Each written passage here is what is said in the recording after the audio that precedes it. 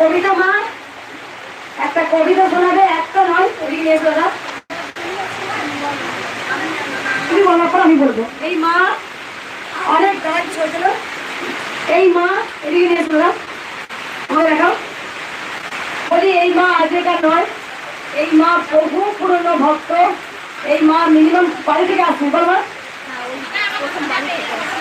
বাড়ি থেকে আসছে। এই মা সুন্দর সুন্দর কবিতা উপহার দিয়ে গেছেন।